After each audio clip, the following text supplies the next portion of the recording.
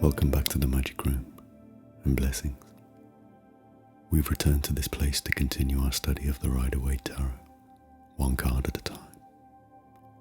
Once again, we'll be examining the imagery and symbolism so we can construct our own interpretations. Today, we'll be looking at the card numbered at 6 in the Major Arcana, the Lovers. As ever, we'll begin by looking at the most basic divinations. These are attraction, love, beauty, and trials overcome. In the Tarot of Marseille, the card is known as L'Amour and depicts a man stood between two women with Cupid flying overhead, ready to shoot an arrow. The image is thought to illustrate a decision that must be made, one that will have lasting effects. However, the Rider-Waite card takes us on a slightly different path.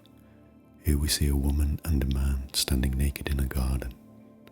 Waite describes them as unveiled before each other, as if Adam and Eve when they first occupied the paradise of the earthly body. The comparisons to the Garden of Eden progress further, with the woman stood before the tree of knowledge, the fruit of which was said to impart the knowledge of good and evil. Winding around the tree, we can also see the serpent, symbolizing temptation. Behind the man is another symbol from the midst of the Garden of Eden, the Tree of Life. According to the book of Genesis, following the fall of man, a flaming sword was placed to guard the tree, lest he put forth his hand and take also of the tree of life, and eat and live forever. The fruit of the tree appears to be in flames, and is sometimes said to represent desire, the driving force of the man. Above the two figures we see a winged angel with fiery hair, seemingly performing a blessing upon the couple. Waite describes the scene as the sun shining in the zenith, and beneath is a great winged figure, with arms extended, pouring down influences. Many consider the entity to be Raphael, the archangel of the element of air.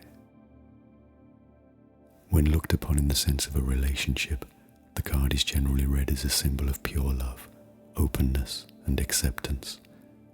Waite himself says that the figures suggest youth, virginity, innocence, and love before it is contaminated by material desire. The card is connected to the devil, who appears at number 15 in the Major Arcana, and some have pointed out that this is also a card of temptation. It has been read as a sign of infidelity and betrayal.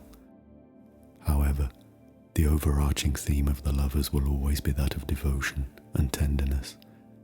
According to Waite, this is in all simplicity the card of human love, here shown as part of the way, the truth, and the life.